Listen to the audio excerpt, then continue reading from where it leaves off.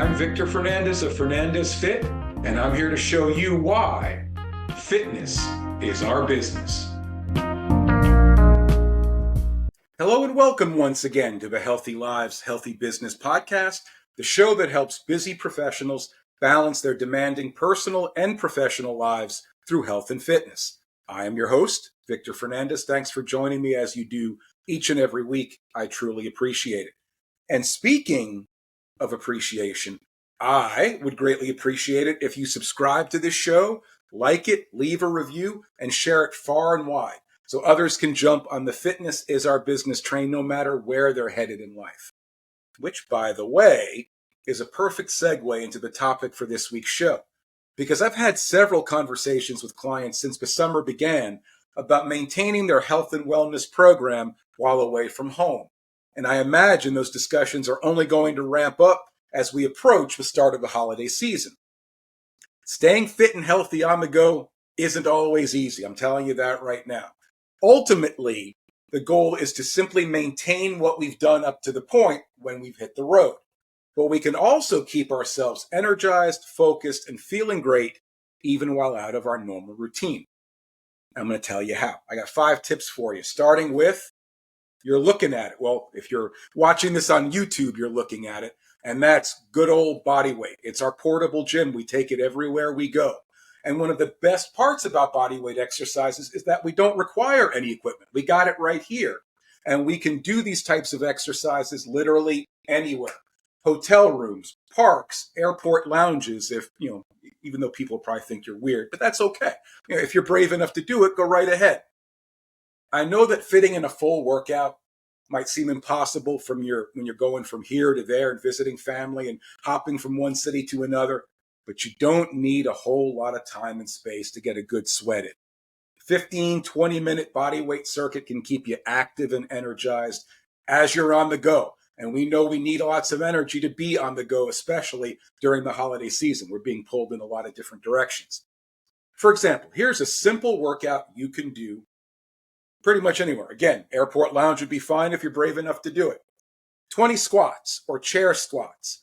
15 push-ups on the floor, against the wall. If you're in one of those fancy schmancy airport lounges that have couches, you could do it off the couch as well.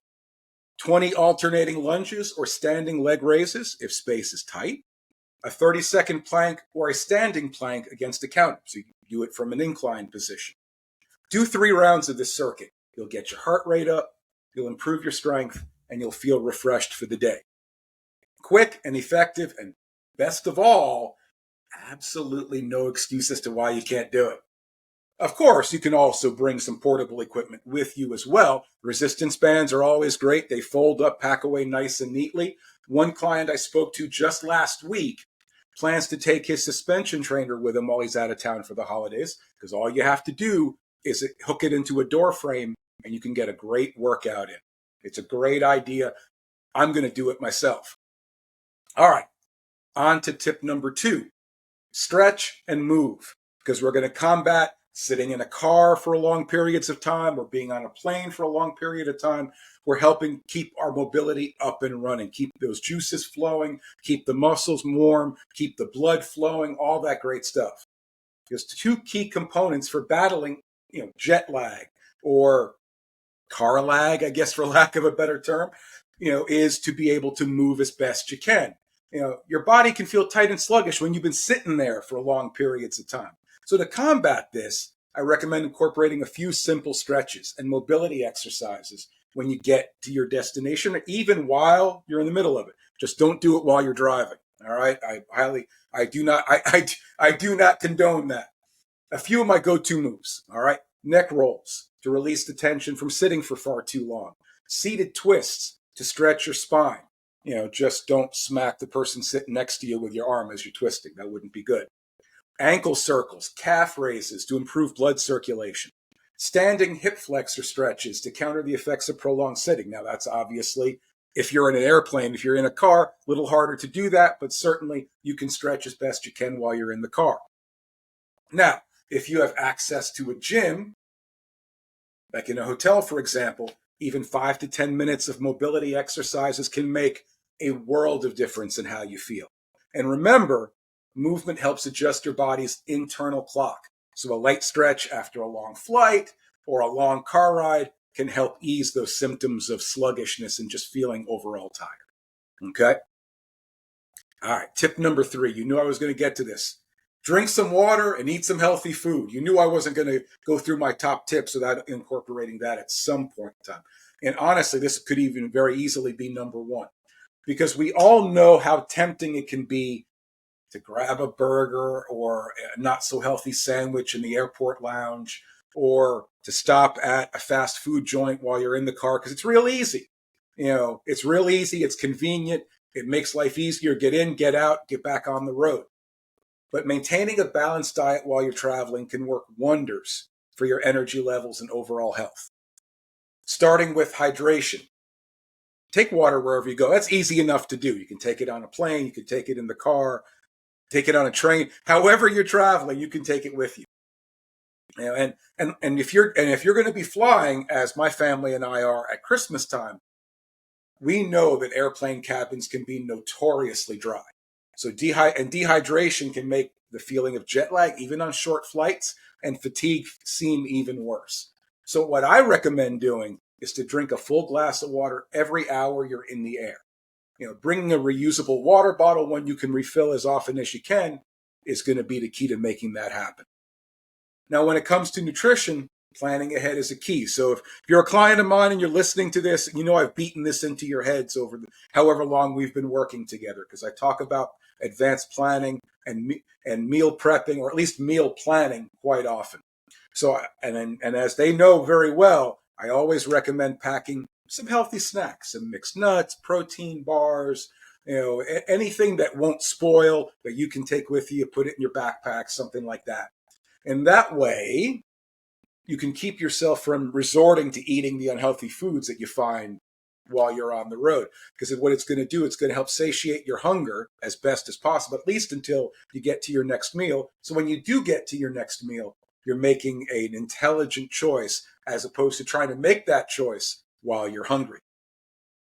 And if you have a bit more time, if you're stopping and staying overnight in a hotel somewhere, you want to look for meals that include lean proteins, vegetables, whole grain foods.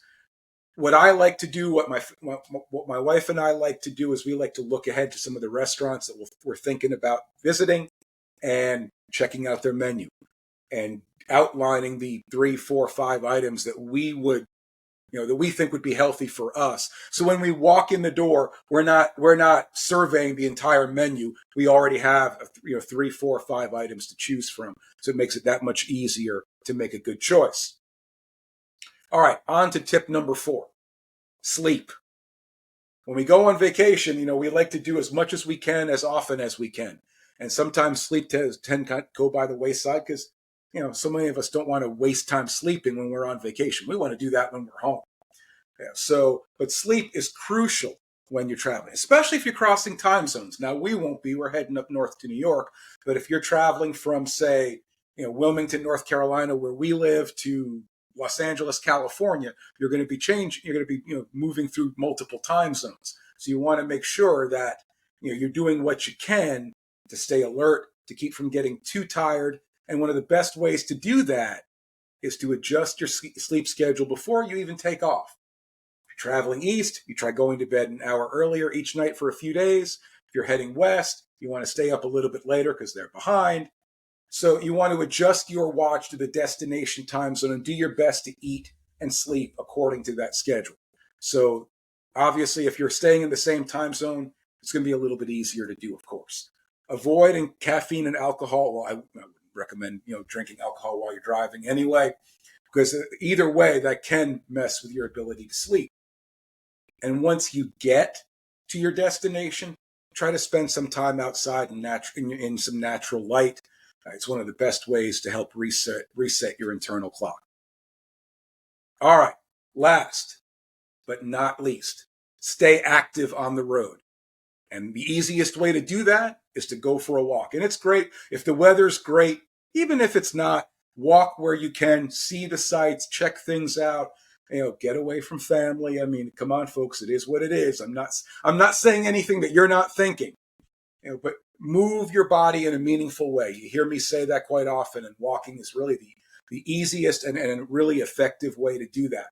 Because even if your schedule is jam-packed, even if you're going from here to there and visiting different family members, maybe in different towns or that sort of thing, even small bursts of movement, 10, 15, 20 minutes can add up over time. Take the stairs instead of the elevator if you're staying in a hotel, walk to nearby events instead of taking a taxi, explore the city you're in by foot if you have time, or when I go home, I like to go back and see the old sites, the old haunts. And instead of getting in my car and driving around, I'll walk to them, especially if it's a great day. Walking's a great way to not only stay active, but also reduce stress. And let's face it, we all want to reduce stress come holiday time. Incorporating even a couple of these tips into your travel routine can make a huge difference in how you feel, both physically, mentally, and even emotionally, because the goal is to stay consistent, even when you're on the go. So you can come back from your trip feeling strong and refreshed, not drained, and ready to pick up where you left off. Seems simple, doesn't it? I'd like to say it's more complex than that, so it makes me sound smarter, but that's simply not the case. Anyway, that's what I got for you this week. I certainly appreciate you listening, as always. If you enjoy the show, and I hope you do, please take a moment to like the show, leave a great review, subscribe, of course, if you haven't already, and share this show far and wide with anyone and everyone that needs to know that fitness is our business.